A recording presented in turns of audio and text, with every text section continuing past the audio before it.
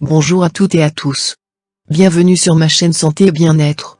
Je vous propose chaque semaine des astuces et des conseils en rapport avec la santé et le bien-être en général.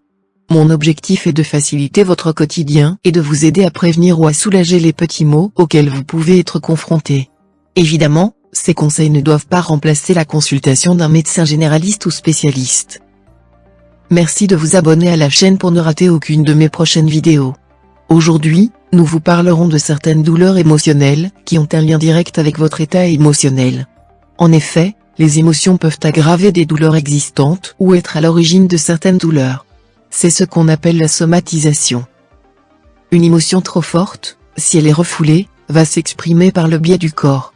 Ainsi, plusieurs problèmes physiques peuvent prendre source au niveau d'un état émotionnel défaillant. Dans cette vidéo, nous vous présentons 10 douleurs très courantes, qui ont un lien avec votre état émotionnel. Nous vous donnons quelques directives simples qui vous aideront à y faire face. C'est parti.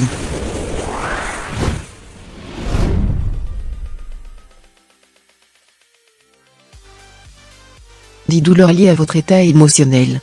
Les maux de dos. L'expression en avoir plein le dos n'existe pas par hasard. Les personnes qui souffrent de maux de dos ont une lourde charge psychique à porter au quotidien, poids des responsabilités, accumulation de la charge de travail, problèmes personnels, etc. Des exercices de détente et de relaxation favoriseront la détente des muscles dorsaux. Les maux de tête. Les maux de tête sont souvent directement liés au stress. Il peut s'agir de céphalées de tension. Les céphalées de tension se traduisent par une douleur au niveau de la nuque, des tempes ou du front. Elles couvrent une large partie de la tête. On parle d'effet casque. La prise d'antalgiques, de repos et une bonne hydratation favorisent leur guérison.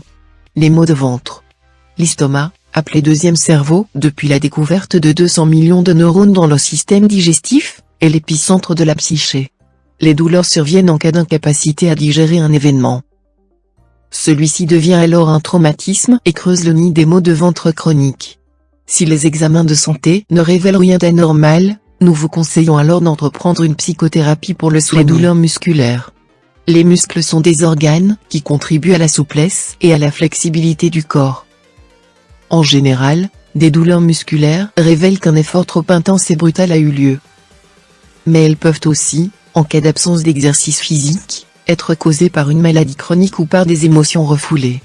Pour apaiser les douleurs musculaires d'ordre psychique, il est conseillé d'être plus laxiste face à la vie et d'accepter de ne pas toujours pouvoir contrôler toute situation. Les maux de dents. Les rages de dents ou les douleurs aux gencives traduisent sur le plan psychique une incapacité à prendre des décisions importantes dans sa vie, et surtout à les exprimer. Oui, la difficulté à communiquer peut provoquer des maux de dents. Ces mots renvoient au tréfonds du corps puisque les mots n'ont pas pu être exprimés. Reprendre confiance et s'exprimer sans arrière-pensée est l'une des meilleures solutions pour se débarrasser des maux de dents d'origine psychologique. Les douleurs aux mains. Les mains sont liées à la sphère relationnelle dans le registre psychosomatique. Avoir mal aux mains, les tensions, les douleurs, la rigidité montrent la difficulté d'être au monde, l'incapacité à donner, à prendre ou à recevoir, car la volonté de contrôle et de maîtrise est plus forte. Si vous gardez souvent vos poings serrés, cela peut engendrer une arthrose précoce. C'est aussi un geste qui indique un état de repli sur soi sans volonté de communication extérieure. Faites-vous des amis. Et tout rentrera alors dans l'ordre. Les douleurs au cou. Le cou fait le lien entre la tête et le corps, soit entre le monde des idées et celui de l'action. Des douleurs au cou peuvent révéler une incapacité à extérioriser ses idées et à les mettre en œuvre. Les tensions et les blocages de la nuque, comme les torticolis, expriment ainsi le conflit entre réalité et désir profond qui n'arrivent pas à cohabiter. D'où cette sensation d'empêchement, à commencer par la propre mobilité de son cou. Savez-vous comment y remédier ? Il serait mieux de demander conseil à un psychologue et de changer votre façon d'exprimer vos sentiments. Les douleurs aux épaules. Les douleurs aux épaules peuvent signifier que quelque chose est trop lourd à porter ou que vous avez des difficultés à prendre en charge une personne.